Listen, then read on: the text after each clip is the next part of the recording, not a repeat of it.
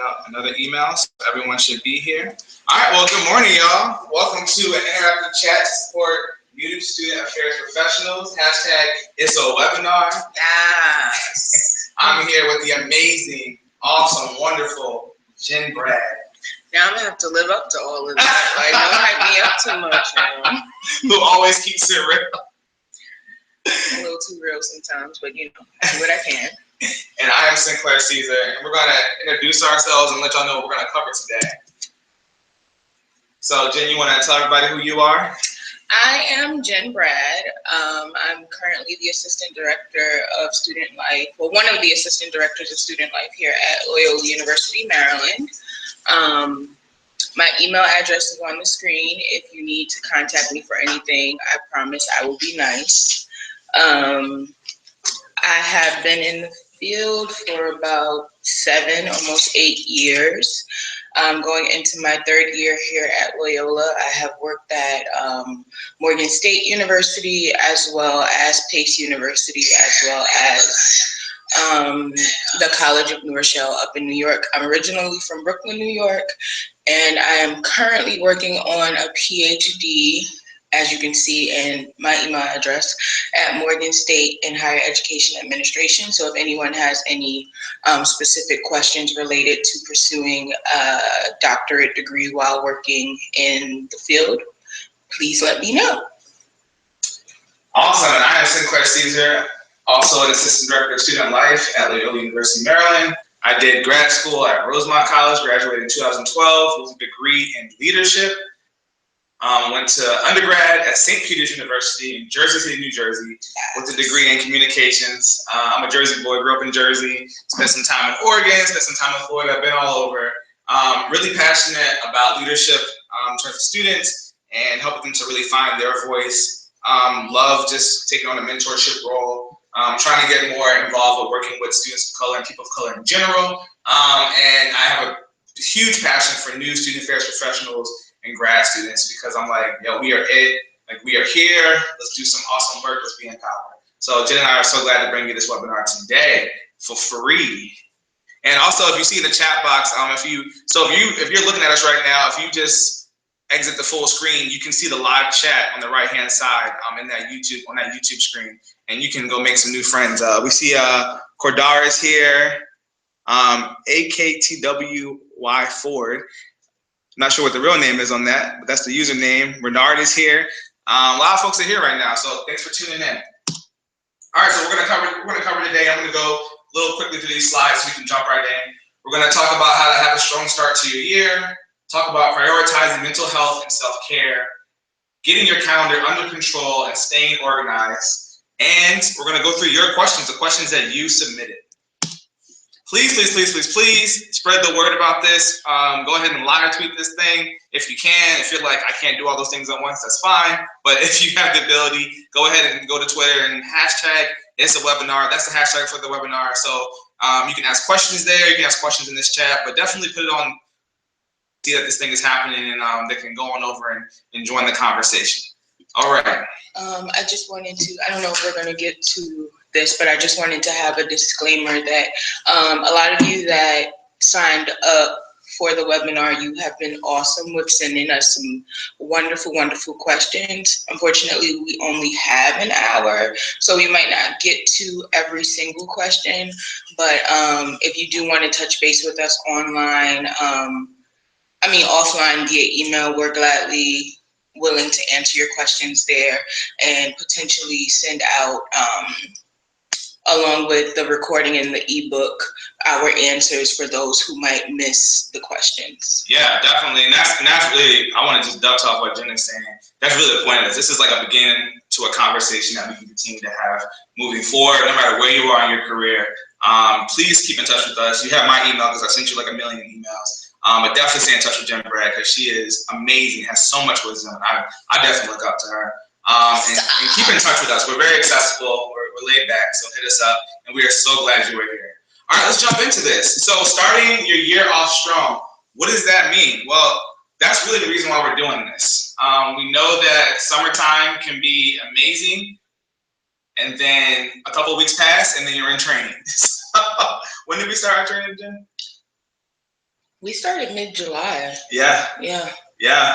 And that was for professional staff development here at Loyola. And so and our grads come back.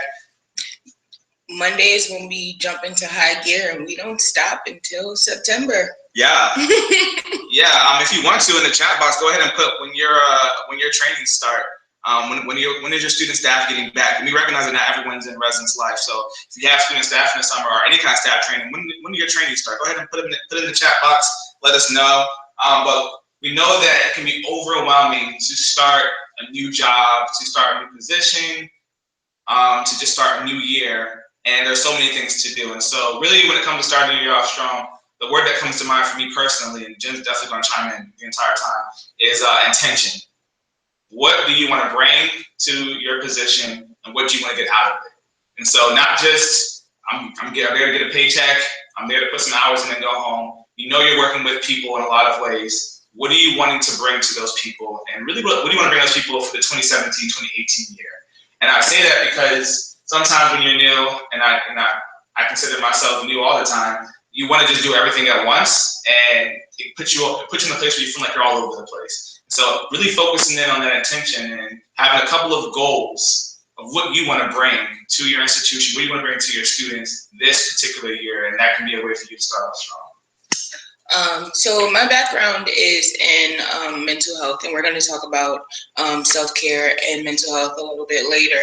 But for me, starting the year off strong is centered in being mindful of what's going on. So I practice a lot of mindfulness techniques and kind of just staying present in the moment, because oftentimes when we allow our brains to travel in time, whether it be in the past, and it's just like you beat yourself up for not doing things a certain way, or you're challenging yourself to do things a different way because they didn't work out, you kind of sabotage yourself. Or when you're so concerned about what's happening the future, you can kind of lose those precious moments of making connections and interacting with those around you. So I think it is very important to stay present in the moment and set those short-term goals that kind of build upon the bigger goals that you want to make. I'm not saying completely forget about the past or don't strive for the future, but definitely find your balance. So let's jump into a question that one of you asked, and it was, how do I stay woke and still remain employed? Baby. Our response is, how much time do you have? Yeah, I got time today. So how many times have we seen a problematic post on social media and you go to the comment section and you lose your mind? One of those things where you have to find your balance, and I'm going to say that a lot because balance is very important, but it's one of those things where you have to determine whether or not what you're saying is going to be received in a way that the other party is receptive, and if you're wasting your time. So if you know that there is something that is problematic about what someone is saying, you can take that first step and try to explain where the problem is. But if that person is continuously trying to change your mind with that ignorant and problematic answer, because you have to think about your personal well-being and knowing that it's not worth it. And in turn, what you do is then you find of people or a collective where you can decompress and find ways to like hash out those details and resolve that within you, because everyone is not going to get it. And sometimes this might be your supervisor, it might be your supervisor's supervisor, and that becomes problematic. And that's why we have things like HR or other advocates in place. And it's just like one of those things where you should not feel afraid to use the systems that are in place to protect you. Yeah, I'll also say, to continue on with that thread that Jen's saying, know your rights. Just because you show up to the workplace black or as a woman, a person of color, trans, whatever identity that you possess, just because you show up to the office like that does not mean people have the right to make you feel less than, to push you out, to make you feel like your job is constantly on the line just because you express something. So know your rights, read up on them, go to the HR orientation, ask those good questions, know what's on paper, know how you are protected so you know what people can and can't do. Being informed is a good way to feel empowered right off the bat. Yes, be unapologetically you, because you wouldn't be in the space if you weren't qualified to be there. No, you wouldn't be. And y'all gonna hear a lot of good quotes from Jen, so you might as well write them all down there. Jen, how would you say someone could find their people that they can really vent to and they can really be open with, like that in group, if you will? Well, see, this is kind of difficult for me because I'm an introvert and I don't really talk to people as much, but I kind of play the background a lot and I observe things to determine, not necessarily that I test people, but I reflect on my interactions and conversations with people, and I'm very big on energy. So if I feel like I have a conversation with you and me and my identities are received well by you, then I will test the waters and having a conversation with you. And I just build my support networks from day one by communicating my needs. And based on the responses that I get from people, and if they're willing to honor them, then that's how I know those are the people that I can talk to. And for those of you that are actually in residence life, sometimes it's best to build a network with your peers because you live on campus and there's a lot of things that only the people that are your peers will understand because of like confidentiality and other things you can't really talk about. So you kind of build that rapport. So start close to home and then branch out on the campus. And Sinclair does that by kind of networking with our colleagues and kind of finding his place that way. So it's whatever your comfort level is. Me, I'm very close-knit. I play the background. Sinclair is the exact opposite. So this webinar is kind of balanced out where sometimes it's just like Sinclair's all over the place. And I'm just like, Sinclair, we gotta bring it back. And sometimes if I'm too quiet, Sinclair's like, come on, Jen, come on. And it's just like, well, I guess. So you have to know yourself before you can invite people into your circle, because you don't want to just be venting to just any and everybody. And then like the whole campus knows like, oh, she's a chatty patty because she's out here just saying anything and everything about everyone. Yeah. Thank you for that. Great question. How does one find a mentor? Whew. We got this question a lot. Yes. A lot of people want to know, how do I find a mentor? Where are the mentors? It'd be great if you could just go online and go, I need a mentor. Let's match you with one. That'd be great. I heard some really good advice, and bear with me. One piece of advice I heard was, the mentor doesn't pick the mentee picks the mentor. And so sometimes I find that when people say, how do I find a mentor? What they're really saying is, who's going to pick me?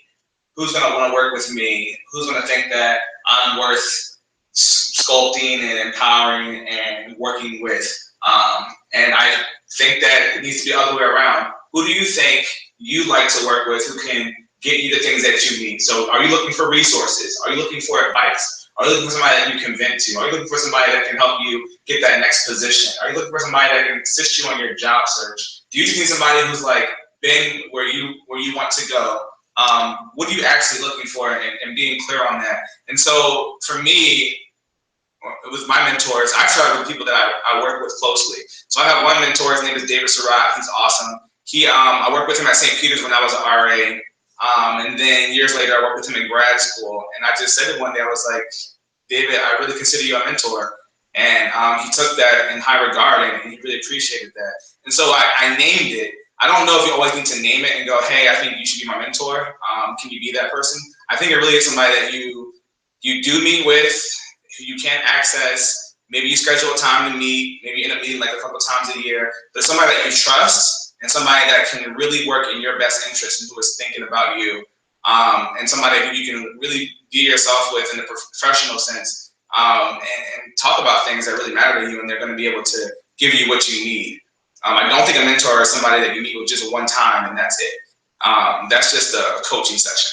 A mentor is somebody who's there for you and who you're interacting with more than once. And so how you find that person, really, I think, again, supervisors, I think really going to conferences and if you can do a drive-in that's super inexpensive or free, if you're a person that's like, I'm #broke, if you can get to places where people are, but also really trying to think about other supervisors in your office that you might be able to interact with. Maybe they could be a mentor, maybe other people on campus that you might find a connection with. They don't have to be in your office. They don't even have to be in your same necessarily area of expertise. So maybe they're not in those, like maybe they're in student activities. Maybe they're in the leadership and engagement office. Maybe they're in diversity and inclusion office, but somebody who you can trust and engaging with that person. Maybe just set up lunch. Just start with the lunch and go from there. I would also add to that, define the reason why you feel like you need a mentor. Is it something that you're feeling like you really need, or is it something that you're hearing like peers and colleagues saying that they have, so you want one?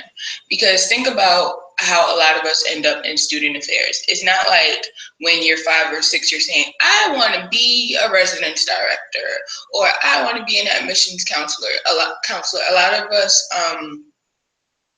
fall into student affairs or higher ed accidentally, because of our experiences once we go to college. So I think a lot of mentorship occurs organically without putting the title onto things, where it's just a matter of, I look up to you and I come to you for advice. There's a lot of us who have mentors that aren't even considered our mentors, like formally, because we go to them and we have conversations with them about things that we're going through. A lot of it happens online in Facebook groups, where it's just like, this person has a lot of experience.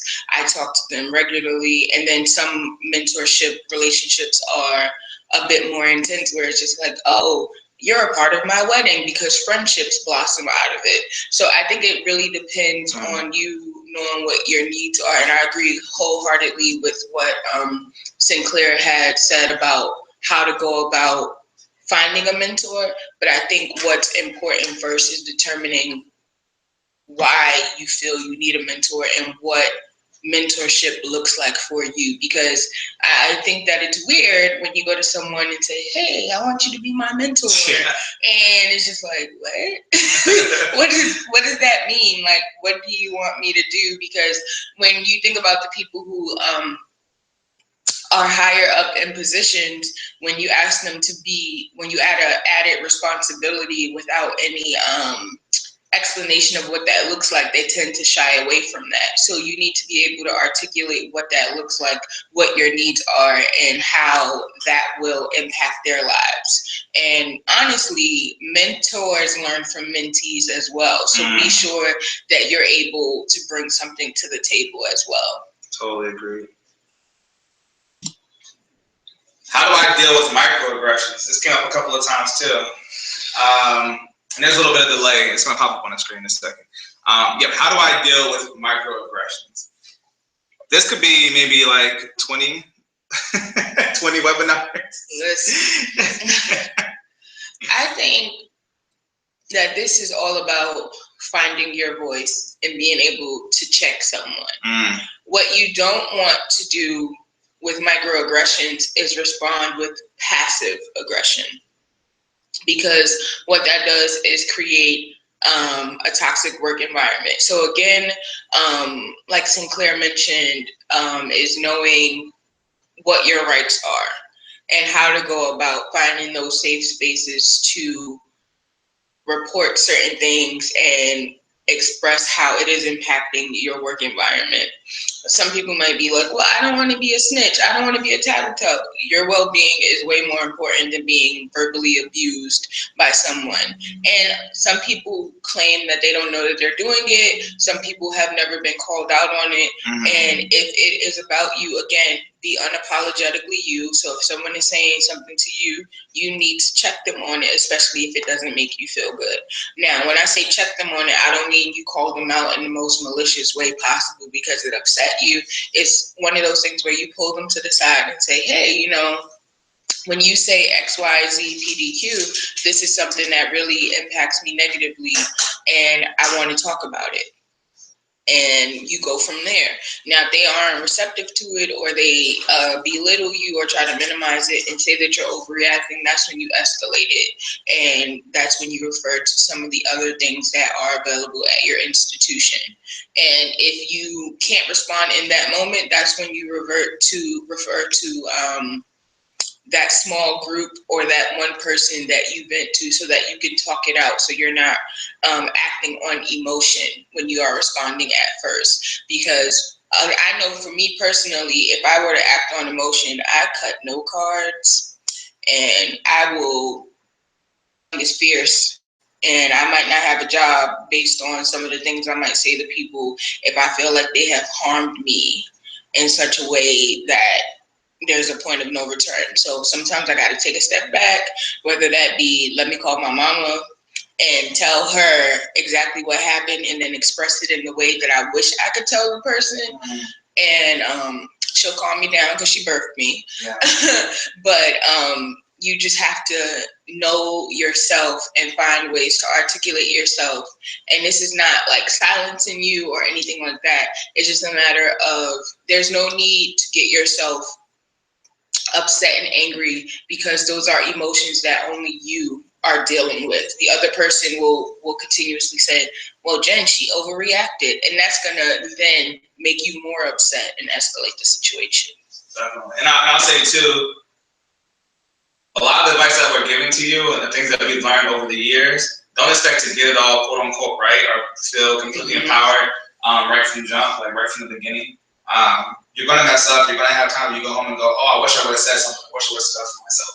I would say have some grace with yourself and give yourself some. There are going to be times where you don't have that fight or that battle. You don't choose to approach it, and that is okay. You still get to take care of yourself. You get to practice self-care. You get to have days where you're like, I wish I would have done more. That's okay. Work anyways. And so when it comes to things like microaggressions or racism or any type of bigotry, any type of hate that's coming your way, you get tired. We were talking about the other week about racial battle fatigue. It piles on sometimes, and you can only do but so much. So let yourself breathe a little bit, and know that you're doing the best that you can, and continue to advocate for yourself when you can. So in the same vein of advocating for yourself when you can, and putting yourself first, even as a new professional or young professional, however you identify, prioritizing mental health and self-care are so important. I like this slide because I'm somebody so I experienced PTSD, anxiety, and depression. And I actually have a podcast that I started all about mental health. And I can tell you more about that if you want to know, just let me know. And I'm doing that because the stigma of mental health is so real, even within higher education student affairs. It's not that we have it all figured out. We're still people too, right? And so if I'm having a hard day, a bad day, and it's hard for me to get an assignment due, or hard for me to show up on time for something, and it's because, maybe I had a mini panic attack that morning, or I was feeling depressed and coming out of bed, that matters. And I still matter. And so for me, I think it's important to advocate for yourself and make sure you put time on your calendar to take care of you. So for me, what I do is once a week, I go to therapy, and I work out my boss. I'm like, hey, once a week, I got to go to counseling, and I need this time to be sacred. Nothing can come in this time. And so if things ever do come up, sure, it's once in a while, but it's not like every week I'm worried that I'm not going to be able to go see my therapist. Another thing too is really prioritizing my self-care in the sense of I need to take some days off, or I need to do some half days. You're not always going to be told to take days off and do half days. There's going to be people in your office who are working all the time. You're going to likely be working all the time as well. You get to take care of yourself. Yeah, shameless plug. I'm actually going to be on Sinclair's podcast. Sure is. I was diagnosed with bipolar disorder a couple of years ago, and it was one of the hardest things to do while working in higher ed, but I find peace in knowing that sharing my story helps a lot of the students that I work with, because adolescence is the onset of a lot of mental illness. So for me, it's normalizing it and understanding that some days will be harder than others. Some days will be easier than others. I too see a therapist, and I recommend seeing a therapist even if you haven't been diagnosed with a mental illness, because sometimes you need that space to have a conversation with someone, or just to talk with someone who doesn't know you, who doesn't know the people that you need to express frustrations about.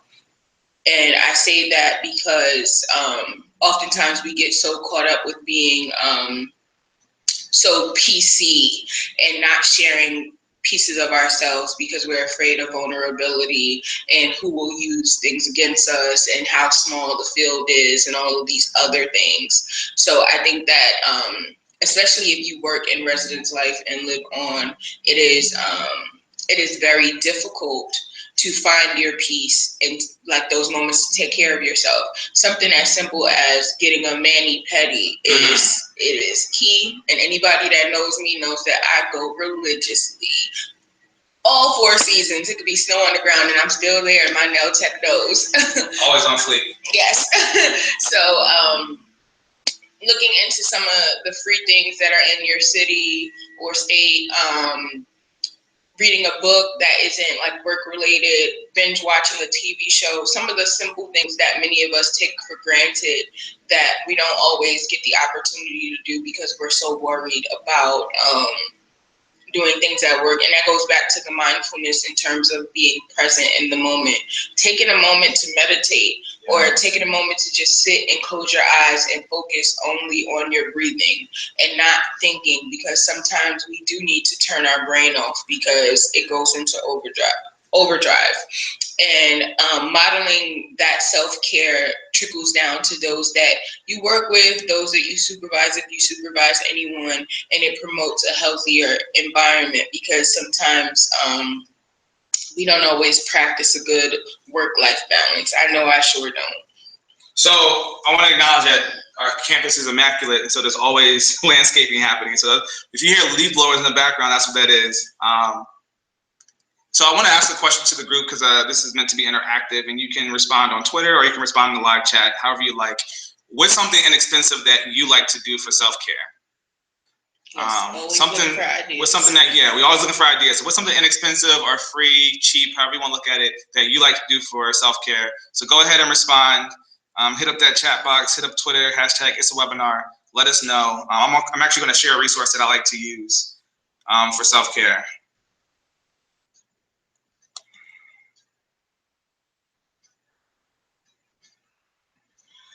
So I personally like to use the Headspace app. I just put the link in the chat box. And Headspace is great because there are mornings where I can sit down and meditate for 15 minutes. And it took me a long time to get there, as someone who experiences anxiety a lot. But sometimes I want to just do a 1-minute meditation. So that's something I like to do for self-care. And it's really awesome. If you don't want to do something expensive, you want to go all out, you can go on Groupon and get yourself a massage. I just got a massage yesterday. It was awesome. And I had that massage planned out a month ago. And so a tip for you, for those of you who are trying to do more self-care, plan ahead. You might have to plan ahead 2 months out to make sure that you do that thing. Don't let poor planning be an excuse for you not to take care of yourself, because last second things get put on your calendar all the time, right? So you'll do work, but will you take care of yourself? So sometimes planning ahead is great. And so, yeah, I got a Groupon a couple months ago, got that massage yesterday. It was a 6-minute massage. I think my Groupon was like maybe $30. And so that was a little splurge for me, but meditation is something I love to do, some deep breathing. So let's see, we got some folks chiming in. Courtney Wilson, hey Courtney, says, I like to sit in my apartment, light a candle, and meditate. All right. Yes. Tisha Miles, who we work with. What up, Tisha? I like to light incense and just breathe. Fantastic. And Christopher Shade says, I paint or cook. Oh, wow. Christopher, I'm curious of what type of meals you like to cook. What kind of cuisine do you like making in the kitchen? Is it Nota? Yep. Nota, I have a meditation pack I carry in my bag, incense, rose water, paper, and writing utensil. Wow, you bring that with you. That's really smart. I have to steal that idea. We got somebody else's name. Abby. Abby says, walk/hike our local trails, hit the gym, or just hang out and watch whatever I want. with pizza. There we go. Yes.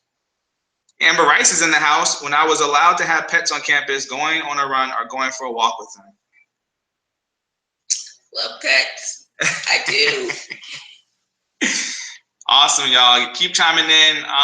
Also, this is a great way for people to meet each other. So if you make a connection in the chat box as well, that's awesome. Free networking for you to make your life better. All right, keep on chiming in. We're gonna keep on going, and we'll read some more things that you chime in with a little bit later as we go on. So next question: how do I stay positive while job searching right out of grad school?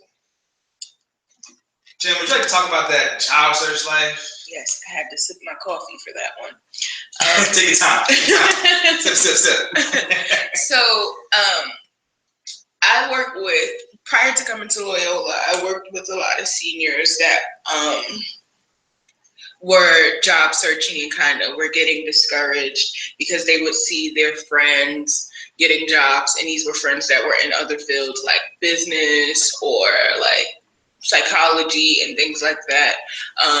The constant reminder is, and not to mention my own specific job search right out of college, you have to always remember that what's for you is for you. And if you're not getting the offers and the callbacks right away, it means that, you know, those jobs aren't for you, and what's for you is going to happen.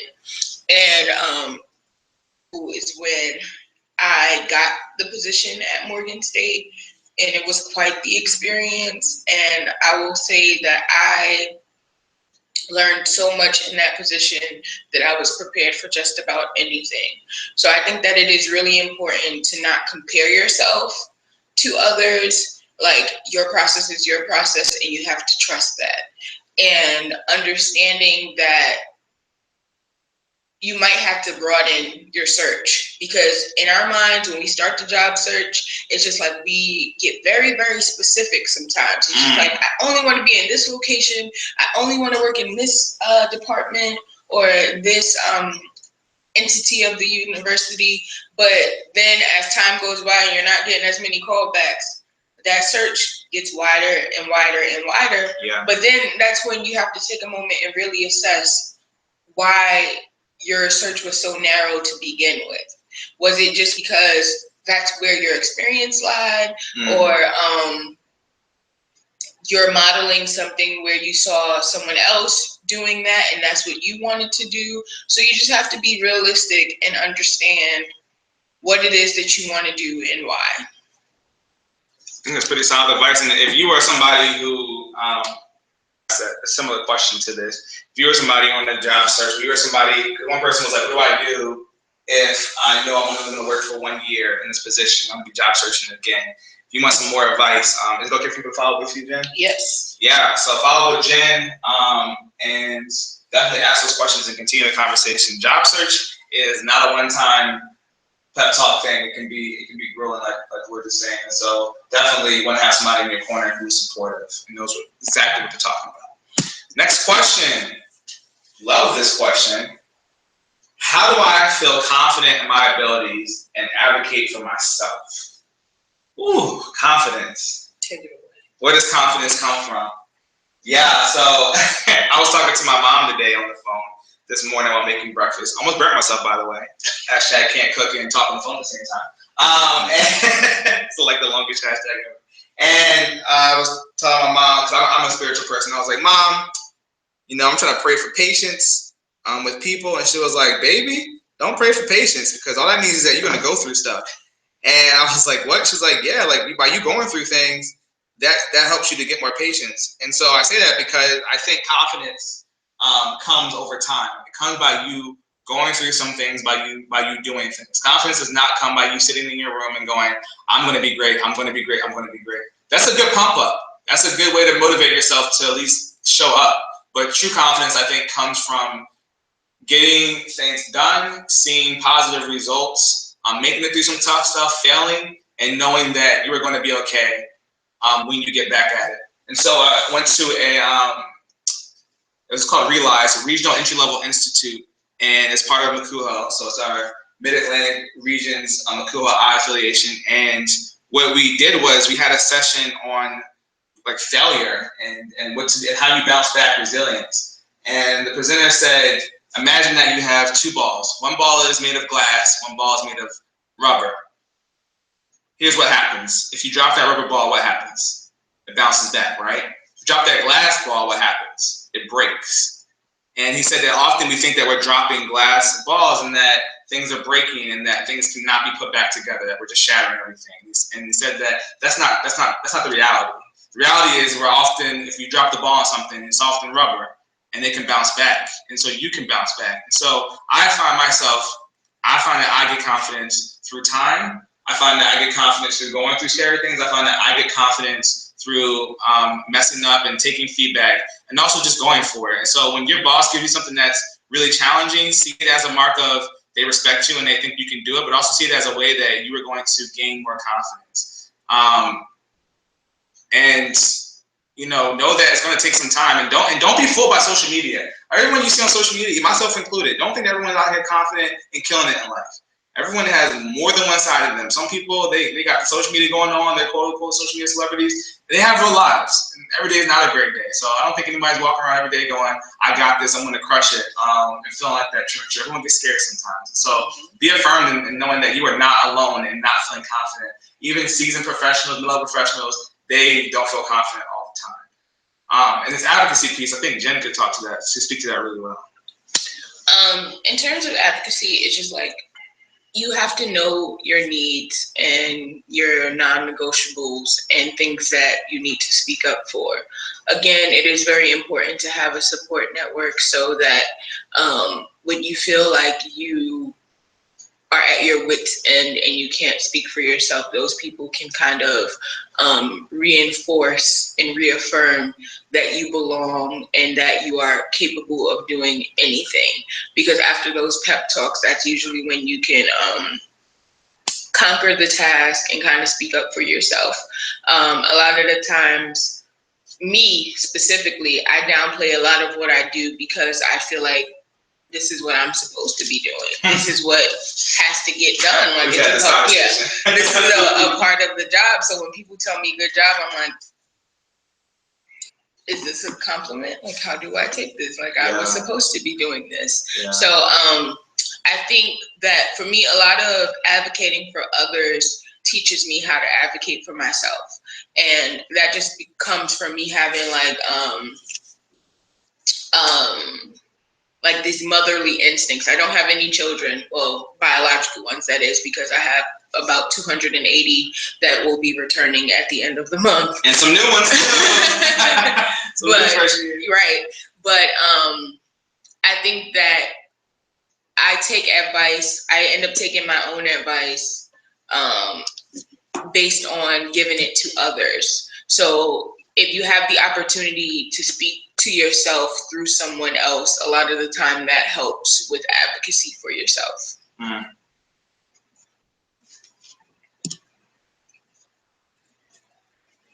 The next question: how do I stay positive in negative work environments? How do I stay positive in negative work environments? Yeah, that's a good one. That's a good question. I think for me, I've been in a lot of different work environments, some extremely toxic, some where people didn't want to be there at all, some where people just made life difficult. And I find that for me, what's been helpful is seeing that positivity and hopefulness can sometimes start with me. And so finding ways to truly be positive myself, not just like, hey, rainbows and sunshine and butterflies, yeah, let's do it, but truly be positive. And so for me, it's really going back to family. It's really maximizing my time out of work, making sure I have a healthy routine before I go to work, making sure I have things to look forward to later in the week, and not making work my entire life. And not everyone's like that. Some people work their entire life. And so if that's you, it's about finding ways where you can really carve out things at work that you like. I think another way of staying positive in a negative work environment is seeing what you can do to change that environment. Mm-hmm. How much influence do you have? I think Stephen Covey, the 7 Habits of Highly Effective People, talked about your sphere, your circle of influence. Who do you have influence over? What can you control? And so maybe you have staff. Can you have your staff be a positive beacon of hope for you when you are with them? Maybe you and your supervisor have a great relationship. how can you use that relationship to have the positivity and that hopefulness spread throughout the office? Perhaps you've been tasked with something on a committee, and you can have the group think about what they're doing and have the group think about more positive aspects of coming to work. But I also think too, how to say positive and negative work environment, is it you? Are you the person? Like, are you part of the problem? Are you gossiping? Are you coming in with a negative attitude every other day? Do you just need to find a new job? Are you feeling burnt out? Like, I think for me, my advice would be, if you were in a negative work environment, don't just try to solve the problem overnight. Like, really do some discerning and reflection on what's actually going on. And maybe it being a positive work environment is not the solution that you need right away. It's what can I do right now to figure out what's happening, take care of myself a little better, and what do I have some influence over in the long run so that I can make some changes. I don't think that going to work and just faking it is going to help. Faking it till you make it is not ever really effective. Mm-mm. You took my second part, so. Good job. Go to that. I hope that's helpful. And if you are in a negative work environment, and it's not you, I want to say sorry. And I also want to say too that that will happen a lot in your career where you'll be in spaces where things aren't so great. And so how can you maintain who you are, maintain your values, and make sure that your values are not being dismissed? Because when it does come to your values being dismissed and ignored, that's a real problem. And that's something you definitely need to bring up. If morale is low because there's lots of changes happening, definitely talking to your supervisor about that and figuring out what you can do. If your staff morale is low, talking to your staff. What do you guys want to do? Y'all want to go out somewhere? Y'all want to go have fun? Can we bond more? Can I do some one-on-one meetings with people? How can I affect those little things? But if it's just like your values are getting ignored, that's a really deeper conversation that you need to have with your supervisor. And if it is supervisor, you might need to go above them and talk to somebody else. Because that's not just negative. That can be really toxic for you in your life. So as promised, we're going to talk about getting your calendar under control and staying organized. I think Jen and I both have different ways of looking at that particular topic. And I see some questions coming in the chat room, especially from Ethan. We're gonna get to that in a moment. I don't wanna ignore that. We're gonna get to that in a moment. But I want to talk real quick about getting organized and staying organized, especially as you start your year off strong. So Jen, can you talk about what you use to stay organized? Well, I am the epitome of a list writer. So I write lists, I have a planner, and I also use my Outlook calendar. You know how if you've ever been on a search committee, that is so cliche when you ask the question of, well, how do you maintain organization, or however the question goes. And it's true, and that's what works for me because I have a very short attention span. My memory used to be impeccable, but I had a concussion, and since then I ain't been right. So I have to write everything down, and it also gives me a sense of gratification when I can cross things off, because my to-do list is usually 20 plus things a day. So I definitely write things down, putting them on my calendar and getting the alert on my phone 15 minutes or 20 minutes before it starts kind of also puts things into perspective for me, because a lot of the times I feel like I'm doing nothing, but then when I get the alert, even if it's like, oh, you have to go feed your dog, like it seems like something simple and something that I do every day. Why do I need to have an alert for it? Mm-hmm. It gives me purpose, and I'm a creature of habit, so having a routine gives me that stability, especially if you serve on a duty rotation and you don't know what's going to happen, and it's like unexpected things. It's kind of good to have some type of stability in that regard. For me, I'm the kind of person that can be really spontaneous. As Jen said earlier, I'm kind of all over the place, and so I really need to sit down and map out things. And I think one way to get your calendar under control and stay organized is by sitting down and mapping out things. And so when are you going to sit down and figure out what's coming up for you? When are you going to sit down and figure out, so maybe you're on duty. When are you on duty? Maybe you have major events coming up. When are those events? Do you have to be at them? How much time would you need to do report writing that you have to submit every week or on a bi-weekly basis? And so I think it's first by identifying where you are absolutely needed, what events you actually need to be at. Number two, figuring out how long it's going to take you to get things done. So if you have to work on a report, how long is it actually going to take you? So being realistic about your time. I would say number three, no is a complete sentence. And so saying no to things that you actually can say no to, that is important. That is a good way to keep your calendar on fleek and keep your calendar something that is somewhat healthy.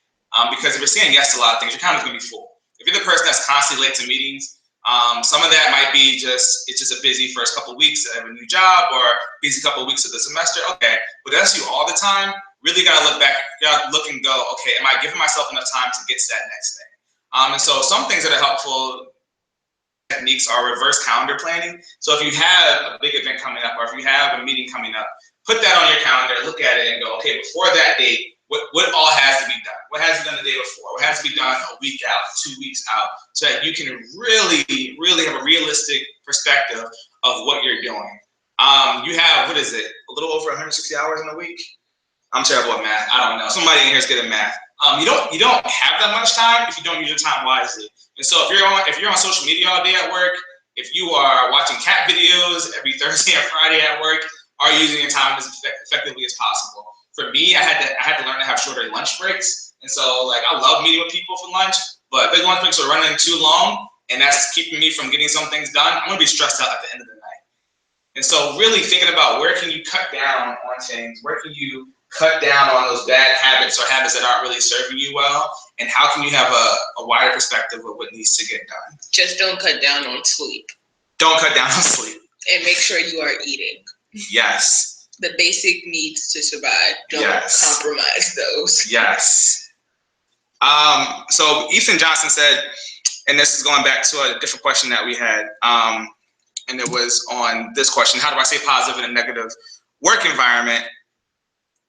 Along with that, how do you move into a new environment without bringing that negativity with you? And so if you're holding on to something, I'm assuming if you're holding on to something from a prior position or a prior supervisor, maybe your team just has some turnover, or maybe you're coming from an institution and you're going to a new one and you're like, I'm worried about getting burnt again. That's real talk. I would just say personal example for me is I was in a space before where I really couldn't trust the supervisor and I couldn't trust my team. And so when I got to the next place, it was like everyone was on eggshells with me. And I was like, I really want everyone to be perfect. And so I think for me it's just reflecting. I reflected a lot with my wife and talking to her, and Tanisha's been great. She's a great listener, and she's really good at giving me honest feedback and honest responses to the things I'm saying. And so she was able to call a lot of those things out, like, hey, I know you're worried, but this is a new place. I think you can have a new beginning. And so having an accountability partner in that and telling them, like, hey, real talk, I feel like I'm worried about all these things because my last place wasn't so great or this last situation wasn't so great. Finding somebody you can talk to kind of work those things out.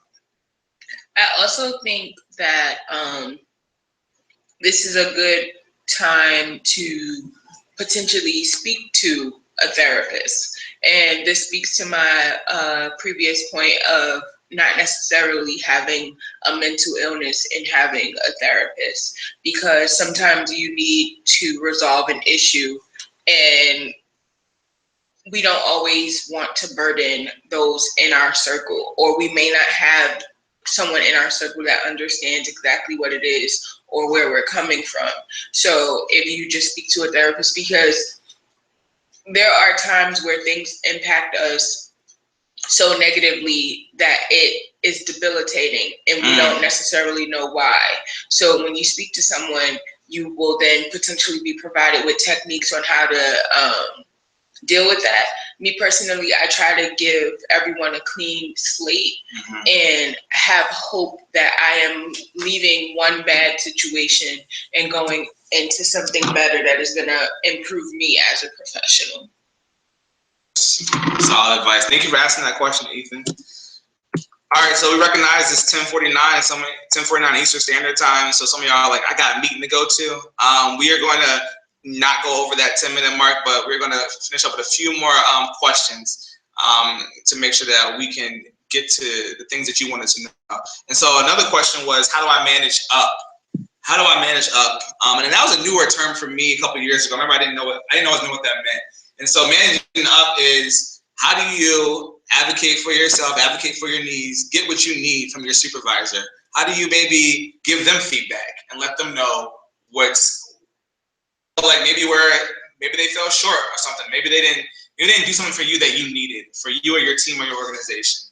And I would say managing up is something that is kind of scary to do when you are newer, right? You're like, look, I'm just trying to keep my job. I'm not trying to ruffle any feathers. I want to have good references. But I think for me, it's thinking about what is the alternative, right? What is the alternative? So for a situation where your supervisor does something that you are not okay with, and maybe it's a values thing. So maybe one of your values was dismissed. Maybe you were extremely offended by something. Maybe they told you that they were going to do something for you and they didn't do it. And they kept dropping the ball like millions of times. How do you tell them that they did that? Well, what's the alternative if you don't tell them? If you don't tell them, if you don't manage up, are you going to be okay with that? Will you be able to sleep at night? Will you be able to show up to work and do your best work? So can I still do my best work if I don't tell my supervisor X? Will I still be able to do my best work if I don't tell my supervisor Y? And I think you do need to think about your supervisor's style. And so if the supervisor's like, I want feedback one-on-one, and I would be my default anyways. I wouldn't sit there and call your supervisor out in front of people. I would do it in a one-on-one setting. I would do it perhaps doing a one-on-one, maybe even give them a heads up like, hey, I want to just talk about this particular topic. Just want to give you a heads up that that's something that I have in my mind. And then being willing to listen to them after you tell them what you say. And hopefully they'll be respectful and receive it well. I can say for me personally, I've only had one time where a supervisor didn't take something well that I said when I was managing up. And that's because I don't think I did it in the best way. For me, most of the time when I'm managing up with my supervisors, it's because something that I absolutely need to bring up to them, and they've been so receptive. I think part of that's just been because that's kind of relationship I like to have with my supervisors, where we are honest with each other, and where where we're getting to a place where I'm doing what they need me to do, and but also we're respecting each other both ways. And also, I just don't want to. I think of the alternative of, well, what happens if I don't tell them? The alternative is not going to be great. I'm not going to be able to do my best work, and so I've had really great success with that. I also have a lot of colleagues and people who tell me I'll never tell my supervisor anything that they've done wrong because I'm afraid. And I want to validate that fear. That fear is real. As a Black man, I'm constantly worried about losing my job or getting in trouble for something. But I also have, like I said before, with confidence. I've done it enough over time where I've built up some confidence to be able to bring things up that I need.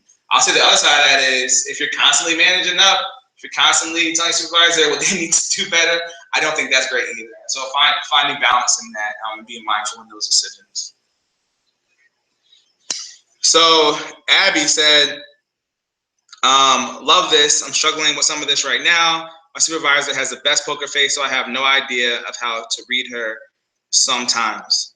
Yeah, so I hope this is helpful. And I think too, if you have supervisors who you don't know what they're thinking, and that can feel intimidating because of power dynamics, asking them like, hey, I did this project, just wanted to know what your thoughts were on my performance, asking for that feedback, asking how they're doing, how's your day, like just doing those check-ins and being literal about the things you're asking for.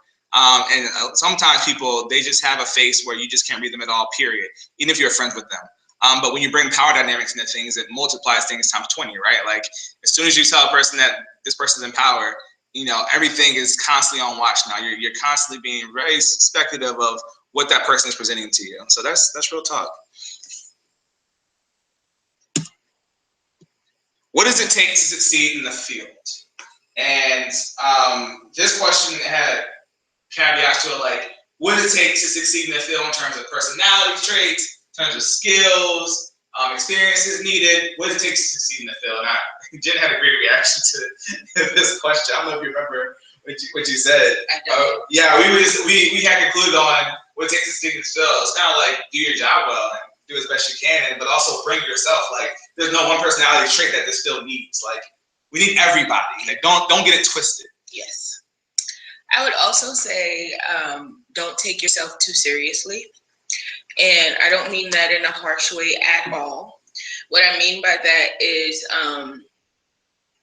you have to understand that coming into any field, you're not going to know everything. And it's okay to ask questions. It's okay to admit that you don't know the answer and that you may need to seek help. Everyone doesn't traditionally come into the field of higher education from a higher ed background or student affairs background. Some people, like Sinclair mentioned, that he came from a master's degree in leadership. I came from a master's degree in mental health counseling. So while they are transferable skills, they aren't higher ed, but look at us, we're pretty successful, I'd like to think. I think so. And in the field. So I think that with anything to succeed, you have to put your best foot forward, and you have to understand why you're there and understanding the concepts and things of that nature, and always be willing to advance yourself, whether that be joining in on webinars like this or things that are specific to the subject matter that you're interested in or that is specific to your job, and just looking for that continuing education to make sure that you're staying current with trends and things like that. Solid. As a rock. So we had about 4 minutes left, and we know there are some questions that we did not get to. Are there questions that you have on your mind right now? Things that we might not have covered that you want to follow up about? Go ahead and put it in that chat box. If you want to ask us offline and ask us anything offline, you can always email us. Again, Jim Brad is at jbgetsAphd@yahoo.com. I'm at hello at the Student Affairs Professional next door, so hello at the sapronextdoor.com. Hit us up, let us know what you want, insight about, maybe you want to vent, whatever it is, we are here for you. And that's